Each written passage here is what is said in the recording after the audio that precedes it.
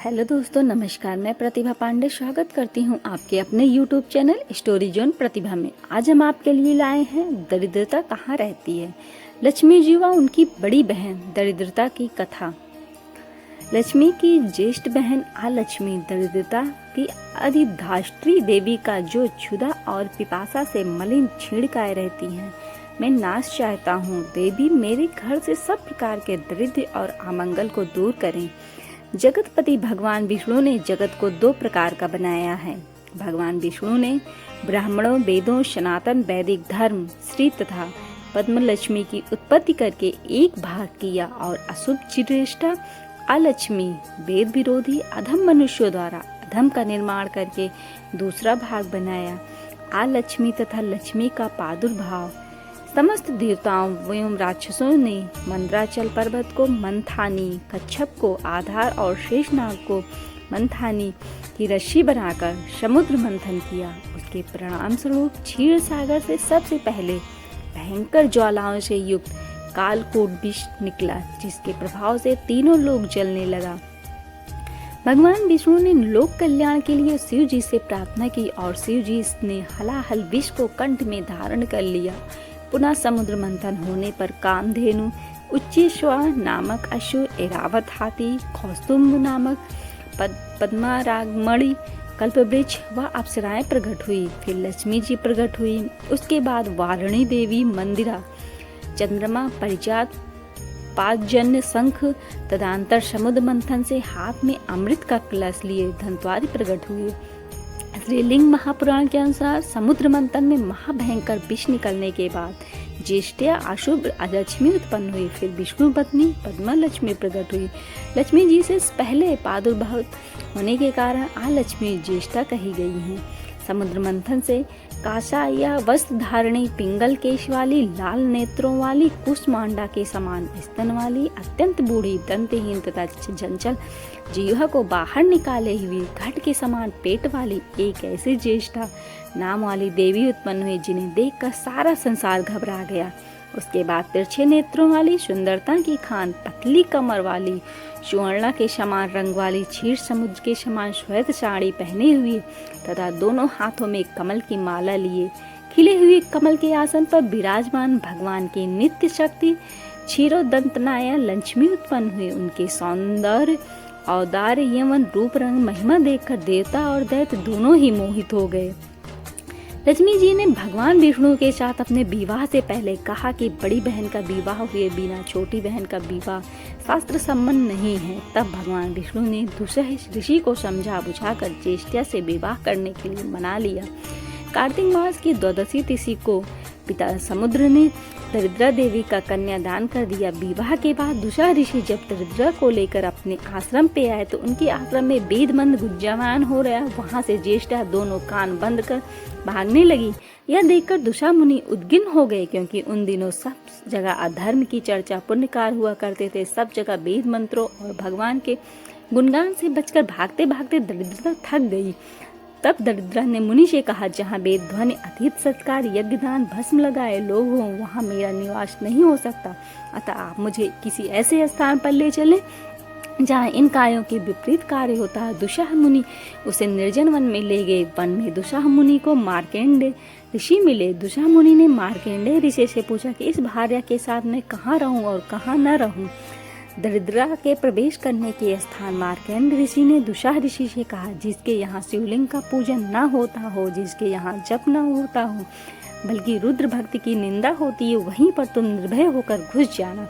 जहाँ पति पत्नी परस्पर झगड़ा करते हो, घर में रात के समय लोग झगड़ा करते हो, जो लोग बच्चों को ना देकर स्वयं भोज्य पदार्थ खा लेते हो, जो स्नान नहीं करते, दांत मुख साफ नहीं करते, गंदे कपड़े पहनते हैं, संध्या काल में सोते हैं, खाते हैं, जुआ खेलते हैं, ब्राह्मण के धन का हरण करते हो, पराई स्त्री से संबंध रखते हो, हाथ पैर न धोते हैं, उस घर में तुम दोनों घुस जाओ।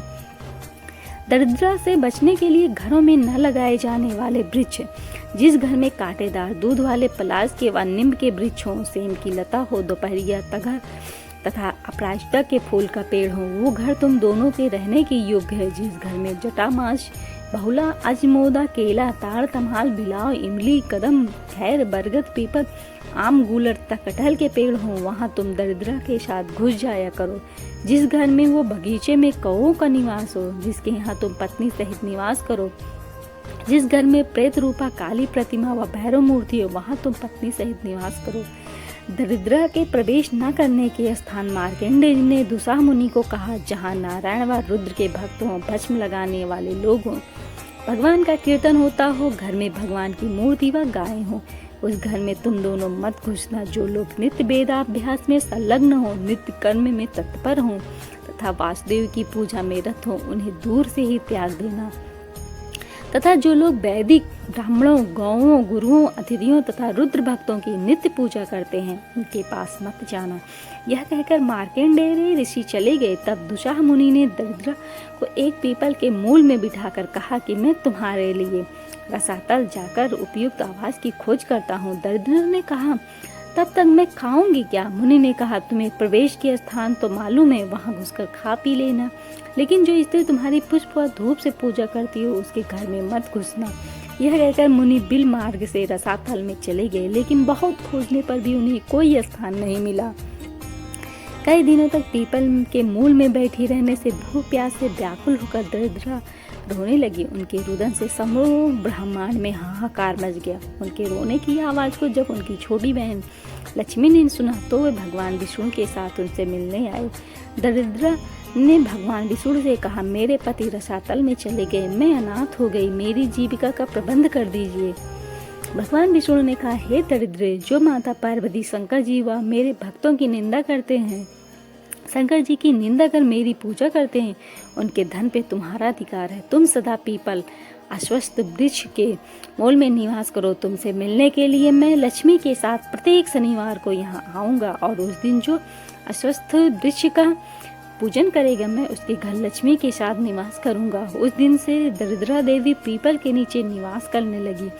रविवार को अश्वत्थ पीपल वृक्ष की पूजा नहीं करनी चाहिए। देवताओं द्वारा दरिद्रता को दिए गए निवास योग स्थान पद्म पुराण के उत्तराखंड में बताया गया है, जिसके घर में सदा कलह होता है, जो झूठ और कड़वे वचन बोलते हैं, जो मलिन बुद्धि वाले हैं, वे संध्या के समय सोते व भोजन करते हैं, बहुत भोजन करते हैं, मदपान में लगे रहते हैं, बिना पैर धोए जो आचमन या भोजन करते हैं, बालू नमक या कोयले से दांत साफ करते हैं, जिनके घर में कपाल, हड्डी, केश व भूसे की आग जलती हो, जो छत्रा, कुकुरमुत्ता तथा सड़ा हुआ तेल खाते हैं, जहाँ गुरु देवता, पितर और अतिथियों का पूजन तथा यज्ञ दान न होता और ब्राह्मण, सज्जन व वृद्धों की पूजा न होती हो, जहाँ दूध की इटा होती हो, जो दूसरों के धन व स्त्री का अपहरण करते हो, वहाँ अशुभ दरिद्र तुम सदा निवास करना।